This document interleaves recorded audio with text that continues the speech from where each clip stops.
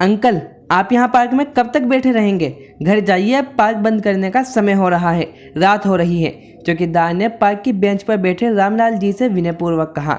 उनकी सदा अचानक से टूटी। हाँ, मैं घर जाता हूँ, मैं अभी जा रहा हूँ। उन्होंने साथ में अपनी डायरी और पेन उठाया, उसे बैग में रखा और चमा ठीक करते हुए वहां से धीमी गति से निकल गए। घर की ओर उनके कदम बढ़ रहे थे, पर घर जाकर क्या करेंगे? घर जाने का जरा भी मन नहीं था। अकेले रहकर वही दीवारों से बातें करेंगे या फिर अपनी पत्नी सुनंदा की फोटो देखते रहेंगे। पुराने घर का पुराना सामान जो सुनंदा जी ने संभाल कर रखा था, उन्हें छूकर अपनी यादें ताज़ा करेंगे। नींद भी तो नहीं आती है, भूख लगती नहीं है, सारी रात करवटें बदलने में ही चली जाएंगी। जैसे ही घर का ताला खोला तो लगा सुनंदा मुस्कुराकर उनका स्वागत कर रही है।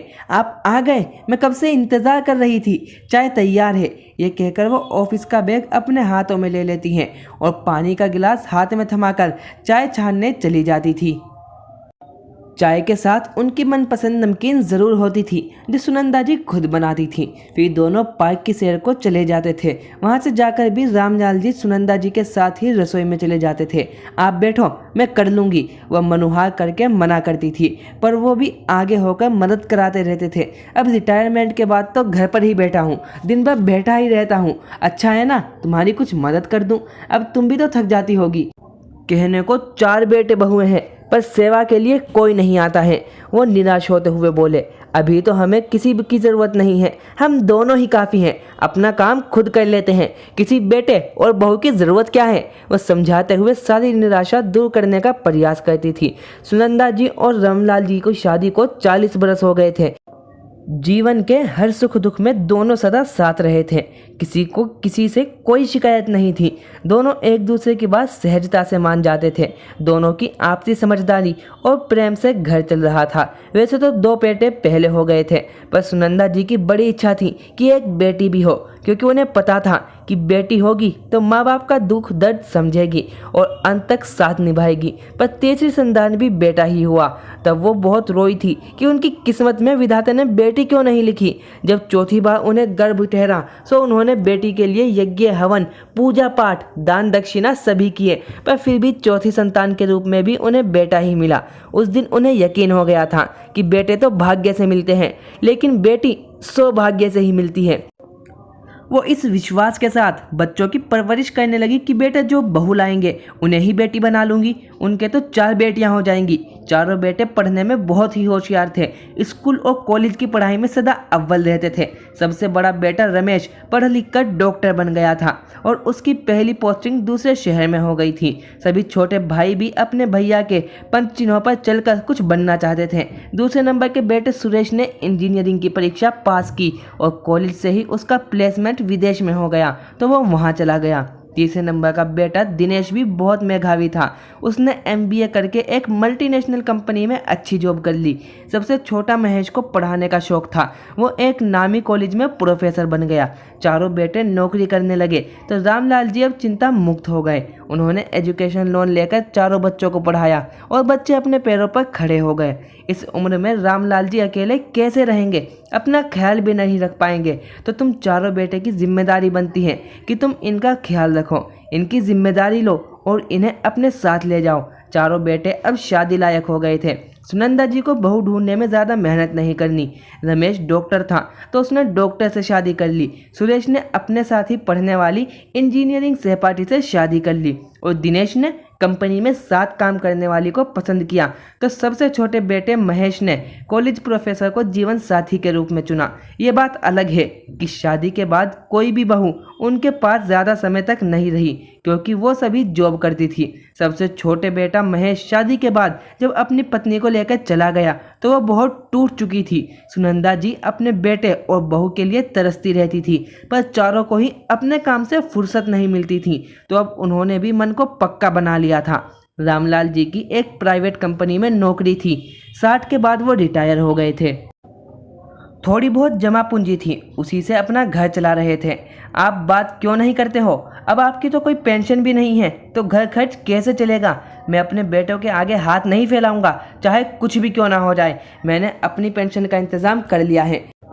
सुनंदा जी कहती रह गई और एक रात अचानक इस दुनिया से चली गई।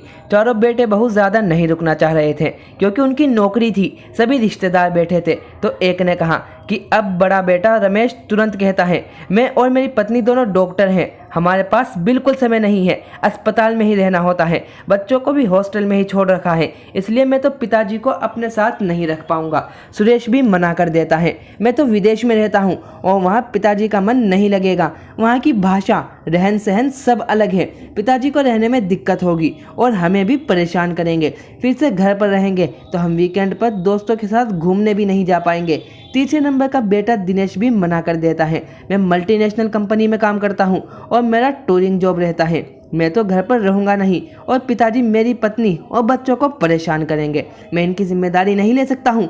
चौथे नंबर का बेटा महेश भी कहाँ पीछे रहने वाला था, मैं कॉलेज में पढ़ाता हूँ और मेरी पत्नी भी, हम दोनों बहुत व्यस्त रहते हैं, कॉलेज की पढ़ाई के लिए पेपर सेट करने होते हैं, लेक्चर लिखने होते हैं, हमारे सेमिनार भी होते रहते हैं, वहाँ जाना पड़ता है, फिर पिताजी घर पर अकेले कैसे रहेंगे, तुम चारों अपने पिताजी से किस तरह मुँह फेर लोगे, तो ये कहाँ जाएंगे। एक रिश्तेदार ने टोका, ये तुम चारों की जिम्मेदारी बनती है, इन्होंने तुम्हें पढ़ाया लिखाया और आज इस काबिल बनाया है। तभी बड़ी बहू बोलती है, पढ़ाया तो कौन सा एहसान किया है, एजुकेशन लोन लिया था उसे भी हमने ही चुकाया है और बाकी रहा खाना पीना तो पैदा किया है तो वो तो इन्हें करना ही था।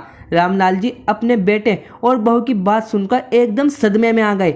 उन्हें आज अपनी पत्नी की बहुत याद आ रही थी। वो कहती थी कि एक बेटी तो होनी चाहिए जो हमारा दुख दर्द समझ सके।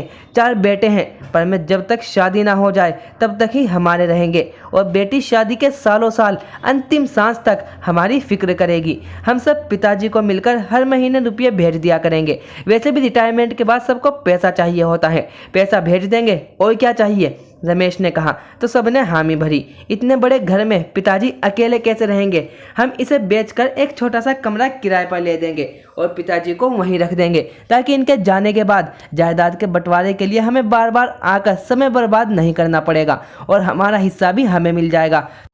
चुप हो जाओ तुम सब, रामलाल जी संभालो, मैं अपना ध्यान खुद रख सकता हूँ।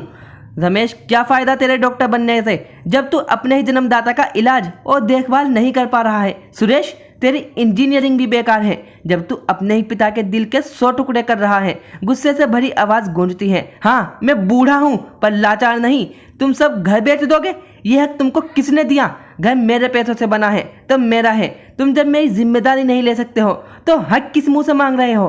तुम सब अपना सामान और पत्नियों को लेकर यहाँ से निकल जाओ और हर हाल में रह लूँगा। मुझे तुम्हारी राय या सहारे की ज़रूरत नहीं है। तुम सब अपनी नौकरियाँ और पत्नियों को संभालो, मैं अपना ध्यान खुद रख सकता हूँ। रमेश क्या फ़ायदा तेरे डॉक्टर बनने का जब तू अपने ही जन्मदाता का इलाज और देखभाल नहीं कर पा रहा है। सुरेश तेरी इंजीनियरिंग भी बेकार है जब तू अपने ही पिता के दिल के 100 टुकड़े कर रहा है। दिनेश तू मल्टीनेशनल कंपनी में काम करता होगा पर अपने ही पिता को बेसहारा छोड़ रहा है। महेश तू तो पढ़ाता है तो अपने बच्चों को यह भी पढ़ाना कि कभी अपने माँ बाप की सेवा मत करो वरना तुम्हें परेशानी होगी। बड़ी बहू हाँ मैंने एजुकेशन लोन लिया था, क्या करता, कमाई कम थी, चारों को ऊंची पढ़ाई करनी थी पर तेरे पति को खिलौने और पहनाने के लिए कभी कोई लोन नहीं लिया। तुम अपने पैसे अपने पास रखो, बुढ़ापे में पैसे ना भी हो चलेगा पर बुजुर्गों को बच्चों का प्यार, साथ, अपनापन और देखभाल चाहिए, अपना परिवार चाहिए। तभी एक रिश्तेदार ने कहा, रामलाल जी आप अकेले कैसे अपना गुजारा करेंगे, हर महीने पैसे चाहिए, मैं अपनी देखभाल कर लूँगा और इसी घर में रहूँगा। मेरा घर जीते जी तो नहीं बिकेगा और अगर मेरे जाने के बाद भी ये घर बिकेगा तो इसका 1 रुपया भी इन चारों को नहीं मिलेगा। मुझे अपने बच्चों से यही उम्मीद थी, इसका इंतज़ाम मैंने सुनंदा के जीवित रहते ही कर लिया था। मुझे पता था ये नालायक हमें कभी सहारा नहीं देंगे। मैंने सुनंदा को भी नहीं बताया था क्योंकि वो जानती तो उसे बहुत दुख होता। मैं पहले चला जाता तो अभी उसे हर महीने पैसे मिलते रहते। मैंने ये घर बैंक की रिवर्स मार्गरेज स्कीम के तहत गिरवी रख दिया है और हर महीने मुझे पेंशन मिलती है। तभी तो इन नालायकों से पैसे लिए बिना भी मैं अपना और उसका पेट पाल रहा था। ये कौन सी स्कीम होती है, हमने तो नहीं सुना, एक रिश्तेदार ने पूछा। इस स्कीम में वृद्ध जन 60 साल के होने के बाद अपने मकान को बैंक में गिरवी रखकर या तो एक मुश्त पैसा ले सकते हैं या मासिक पेंशन ले सकते हैं। व्यक्ति की मृत्यु के बाद घर बैंक का हो जाता है। उस व्यक्ति के परिजन भी घर लेना चाहें तो पैसा देकर ले सकते हैं। मुझे हर महीने पेंशन मिलती है तो मैं अपनी देखभाल कर सकता हूँ और मेरे जाने के बाद यह घर बैंक का हो जाएगा। इस घर का एक टुकड़ा भी इनमें से किसी को नहीं मिलेगा। तुम चारों तो बहुत कमाते हो, तुम्हें पैसों की क्या कमी है, फिर भी पैतृक जायदाद पर अपनी नज़र जमाए हो। पिता की जायदाद तो बच्चों के लिए एक आशीर्वाद की तरह होती है, जो बच्चों को देने में पिता भी गर्व महसूस करता है और बच्चे भी इसी बहाने पिता को याद कर लेते हैं, अपनी ज़मीन से जुड़े रहते हैं। पर ये आशीर्वाद मैं तुमको नहीं देना चाहता हूँ, अब तुम यहाँ से जा सकते हो। रामलाल जी ने रू गले से अपनी बात पूरी की तो चारों बेटों की नज़र शर्म से झुक गई। वो अपने पिता को लाचार और कमज़ोर समझ रहे थे, पर उन्होंने मजबूत होकर जीवन के हर दुख को पार किया। अपने रिटायरमेंट के बाद भी रहने खाने का इंतज़ाम खुद कर लिया। अब कुछ कहने को बाकी नहीं था। जब चारों जाने लगे तो उन्होंने कहा, जब मेरी मृत्यु हो जाए तब तुम में से कोई भी मेरी अर्थी को कंधा मत देने आना, और दरवाज़ा बंद कर लिया। रामलाल जी रोज़ घंटों पार्क में बैठे रहते और घर आकर पत्नी से बातें करते रहते हैं। 4 बेटों के होते हुए भी उन्हें अकेला रहना पड़ा, पर वो बुढ़ापे में भी स्वाभिमान से जी रहे थे। तो दोस्तों, आपको ये वीडियो कैसी लगी और क्या रामलाल जी ने सही किया, कमेंट सेक्शन में ज़रूर लिखिए। और ऐसी ही और वीडियोज़ के लिए हमारे चैनल को लाइक, शेयर और सब्सक्राइब करना ना भूलें। मिलते हैं नेक्स्ट वीडियो में। Thank you for watching.